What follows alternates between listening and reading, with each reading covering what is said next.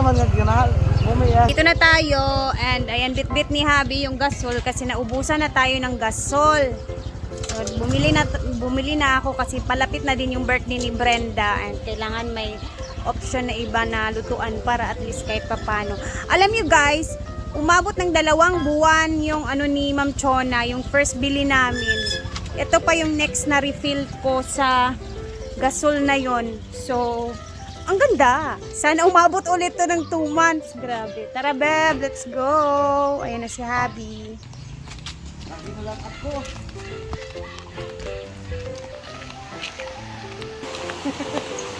Ano oh?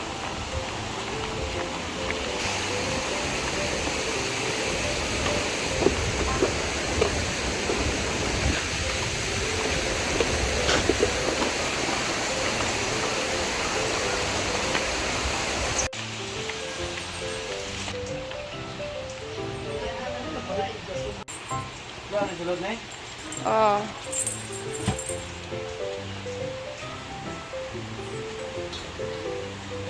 Tingnan niyo si Katrina, guys, oh, 'di ba? Diyan ginawa mo ng tulugan yung ibabaw ng oven. So meron kami mga tira dito na ilang buwan na ba 'to nakastock dito. Sayang naman yung malagkit na bigas na to. Katrina guys, ginagawa talaga yung pahingahan yung ibabaw ng ano, haluin natin.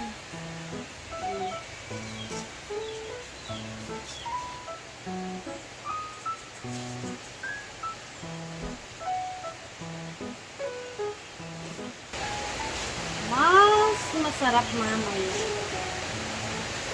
Masarap talaga yung malagkit na bigas kung binabad mo siya muna bago mo siya lutuin.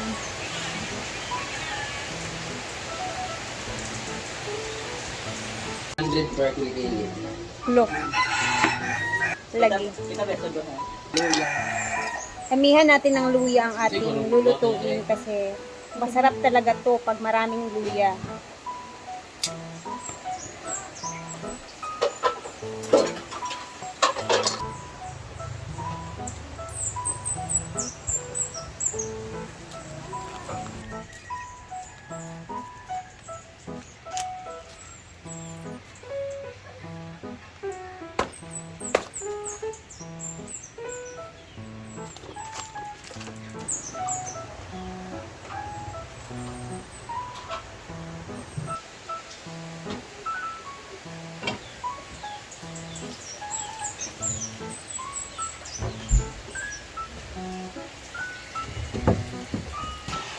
Ayan na yung luya natin. Dikdikin ang bongga Britney. Kailangan durog na durog talaga siya na parang ano, latang-lata talaga na pino-pino.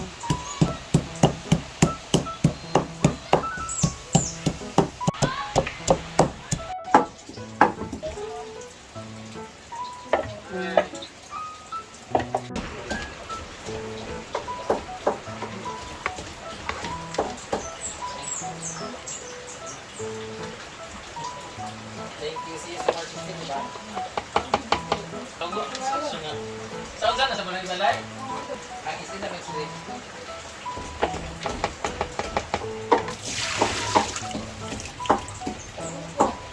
Brown naman siya, brown. Wala, tawag na wala.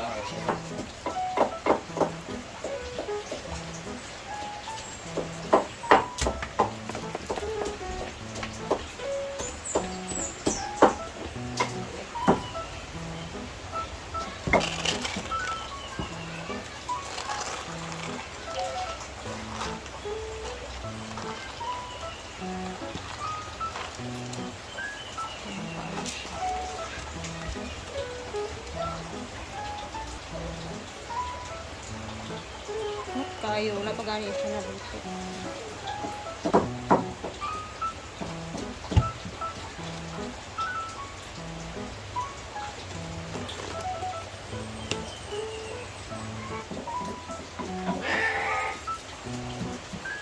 So, gamitin natin tong ano ni Ate Ma'am Chona.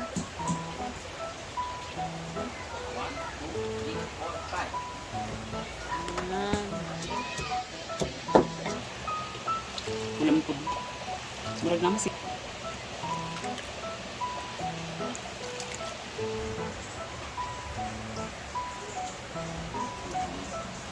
Wala na dyan ako nakita. Ano ba?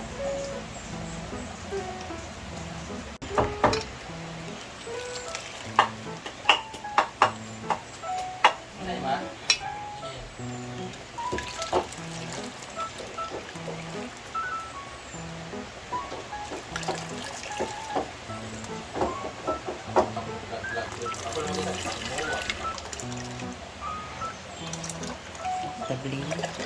Naagya. Ay, Bakit ka champurado ba? nakoy kuan. Di man. So, ayan na. Very luto na ang ating malagkit na kanin. Ayan na siya, guys.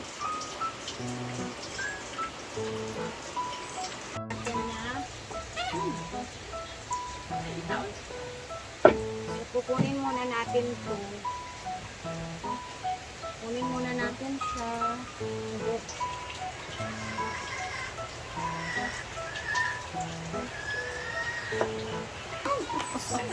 Si Brenda po yan, guys. Sorry. Patulungin mo kasi siya dyan. Sarap yung may palapa. Malungkot na naman na siya. Ay, lagi na. Tapos set aside dan. Tapos sa excess. Pero mga excess ano. Ganun mili. I mean. So, ilipat. Tapos, ilagay natin yung gata. Ilagay natin yung ating dinurog-durog na pag-ibig na luya. As in, sobrang durog talaga to siya. Ayan.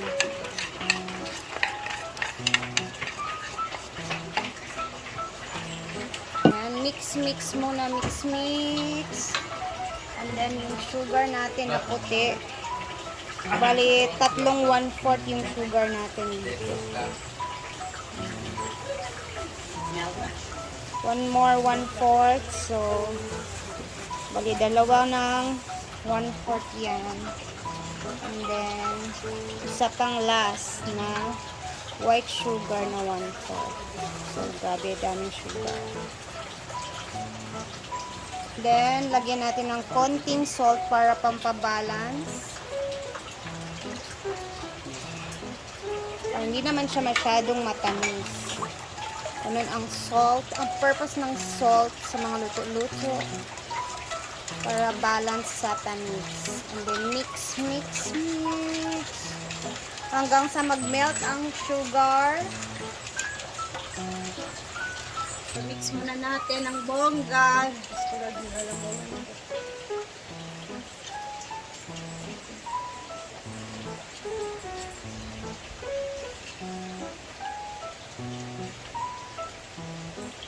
Pag na-feel na natin na medyo tunaw na yung sugar. Tapos, ito is ilalagay na natin dito sa ating malagkit na bigas.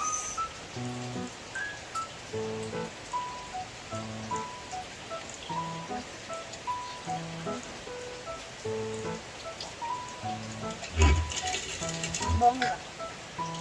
So, ito na yung ating malagkit na bugas. Bugas. So, ito lang yung gagawin natin, guys.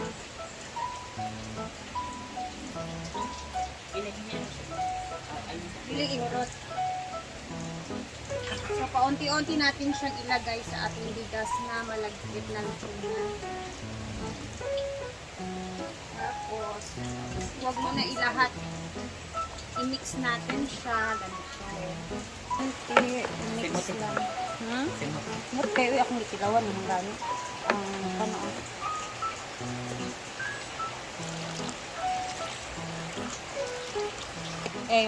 Ma-absorb ng malagkit yung gata. Takpan muna natin siya para hindi langawin. After 30 minutes, syempre ilalagay na natin siya dito sa ating steamer para ma-steam na din natin.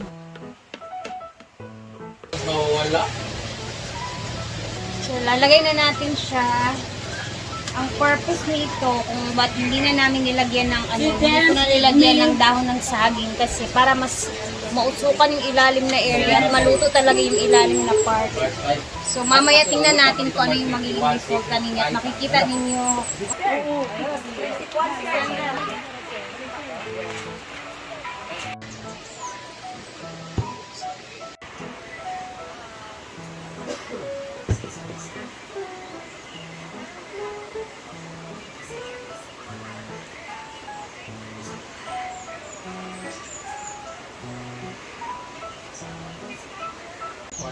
So tapos na tayo. Ayan na. Siyempre, ano na ako ng dahon ng saging. Lagay natin sa saging para mas native na native talaga yung ano. Yung iba lang ha, kasi konti na yung saging natin. Dahon ng saging. Para mas maganda siya tingnan at matakam tayong kainin ko. At ilalagay natin sa dahon ng saging.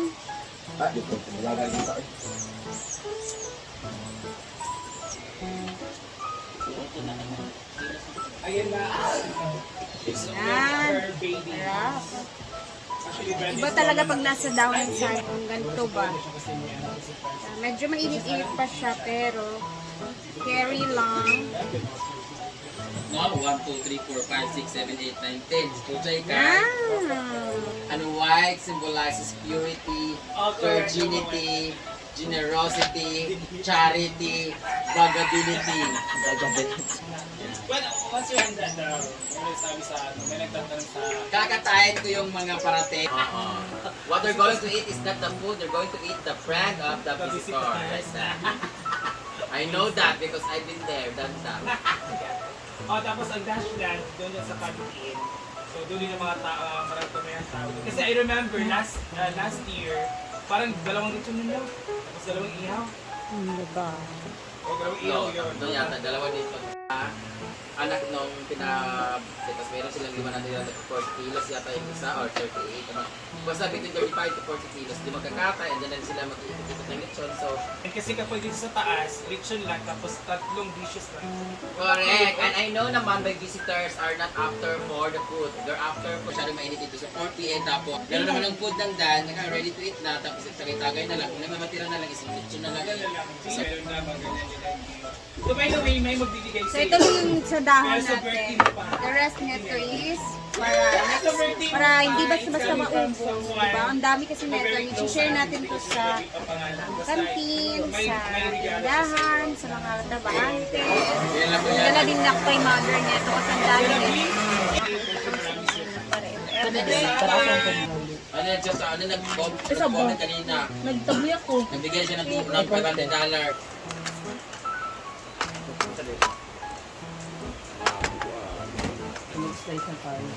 Hinog.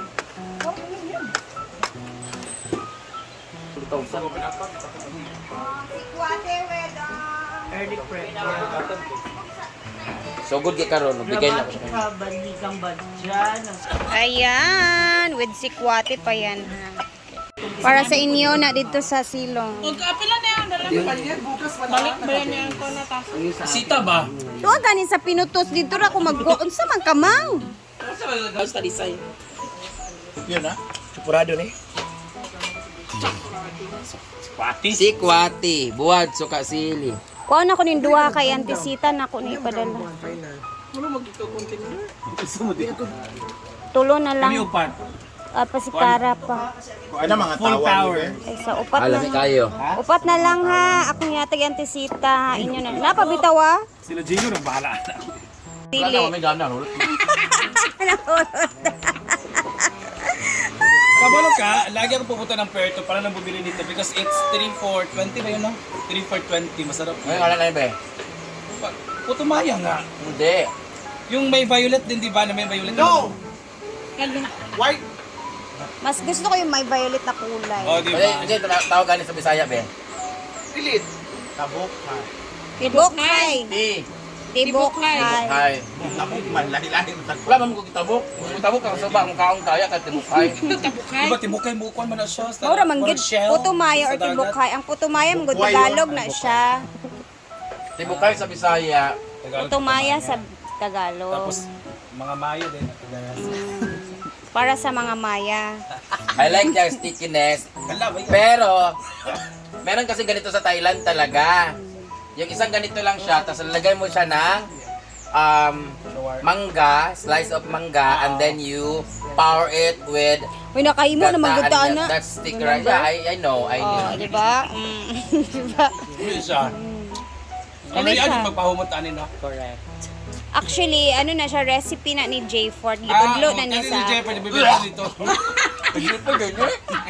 The way sila magluto og puto Maya, inana siya. Lahi pod nga, ano... Oh, dili ko. Ano dito nagka-proud.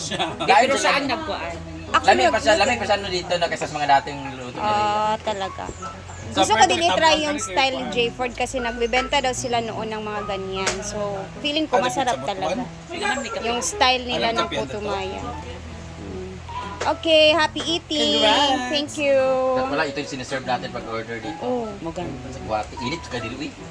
Siyempre, kakain talaga tayo kasi, you know na. Diba? Sarap tingnan.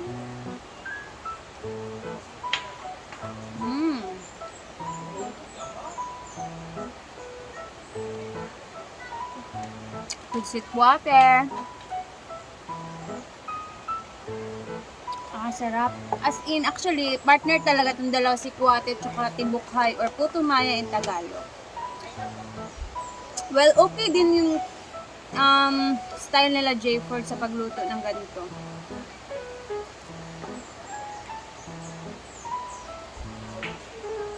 At makakain mo talaga yung luya na nilagay mo kasi nilagay namin kasi dinikdik siya ng bongga. As in yung ano talaga, pinong-pino talaga yung pagkadikdik niya. Sarap.